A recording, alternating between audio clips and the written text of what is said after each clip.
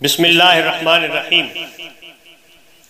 बहुत अरसा पहले की बात है कि एक शख्स मुफ्ती साहब के पास हाजिर हुआ और कहने लगा कि मुफ्ती साहब, मेरा कारोबार बहुत उम्दा था, मैं लाखों कमाता था, मेरे पास गाड़ी थी, बेहतरीन घर था और मेरी जिंदगी बहुत अच्छे तरीके से गुजर रही थी।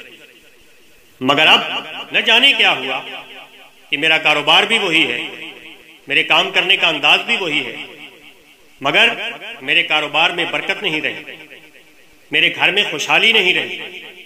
सुना है कि आप अल्लाह वाले रूहानी इलाज फरमाते हैं, जरा मालूम कीजिए कि कोई जादू टूना, बंदिश या नजरे बद के असरात तो नहीं है। अगर ऐसा है तो मुझे कोई तावीज दीजिए, कोई वजीफा बताइए ताकि मेरी परेशानी खत्म हो सके। मुफ्ती साहब कहने लगे कि तुम परेशान मत हो, मैं आपके घर के बर्तनों पर दम कर दूंगा और अल्लाह पाक बेहतरी फरमाएगा। वो कहने लगा कि मुफ्ती साहब, क्या आप मेरे घर आएंगे या मैं बर्तन लेकर आपकी खिदमत में हाजिर हो जाऊं? मुफ्ती साहब कहने लगे, न तो मैं तुम्हारे घर आऊंगा और न तुम्हें अपने घर के बर्तन मेरे पास लाने की जरूरत है। तुम घर जाओ और अपने घर के खाने में इस्तेमाल होने वाले बर्तनों की तस्वीर बनाकर मेरे पास ले आओ। चुनांचे वो शख्स घर गया और अपने घर के इस्तेमाल होने वाले बर्तनों की तस्वीर बनाकर दोबारा मुफ्ती साहब की खिदमत में हाजिर हो गया। मुफ्ती साहब ने तस्वीर देखी और पूछने लगे कि बर्तनों में बच जाने वाले खाने का तुम क्या करते हो? और शख्स कहने लगा कि बर्तन धोते हुए इसको हम नाली में बहा देते हैं।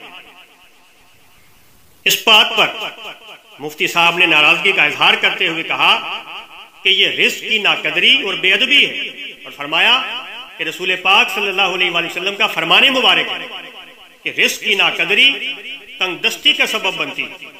मैं तुम्हें नसीहत करता हूं कि आइंदा खाने के बर्तन में उतना ही खाना डालो जितनी तुम्हें उसकी तलब है, और अगर फिर भी खाना बच जाए तो उसे नाली में मत बहाओ, बल्कि किसी खुली जगह पर परिंदों और जानवरों के लिए डाल दो। और साथ उसकी दिल की तसल्ली के लिए 21 मरतबा सूरह फातिहा पढ़कर दम भी कर दिया। वो शख्स इजाजत लेकर और बताई गई हिदायत पर अमल का वादा करके अपने घर को लौट आता है। कुछ दिन के बाद वो दोबारा मुफ्ती साहब की खिदमत में हाजिर होकर कहने लगा कि मुफ्ती साहब, अल्लाह आपको सलामत रखे, अल्लाह आपको उम्र खिदर अता फरमाए, आपके दम ने तो कमाल कर दिया। मेरा कारोबार दोबारा से तरक्की करने लगा है, बड़े बड़े ऑर्डर्स मिल रहे हैं, मेरा घर दोबारा से खुशियों का गहवारा बन गया। मुफ्ती साहब कहने लगे, ये सब अल्लाह का करम है, इसमें मेरा कोई कमाल नहीं। पहले तुम रिस्क की नाकदरी करते थे, इसलिए रिस्क तुमसे रूठ गया। अब जब तुम इसकी कदर करते हो, ये रिस्क दोबारा तुम्हारी तरफ लौट आया है। देखा सामईन, किस तरह रिस्क का अदब रिस्क में फरावानी का सबब बनता है। अल्लाह पाक हम सबको अमल की तौफीक अता फरमाए। आमीन सुम्मा आमीन। और दोस्तों, चलते चलते एक आखिरी बात अर्ज करते चलो कि अगर कोई ऐसी नायाब वीडियो, कोई कॉल, वाकया, कहानी या तहरीर वगैरह आपको अच्छी लगे तो उसको दूसरों के साथ जरूर शेयर करें। यकीन कीजिए, इस काम में आपका बमुश्किल एक लम्हा सर्फ होगा, लेकिन हो सकता है कि इस एक लम्हे की उठाई हुई तकलीफ हजारों लोगों की रहनुमाई का सबब बन जाए।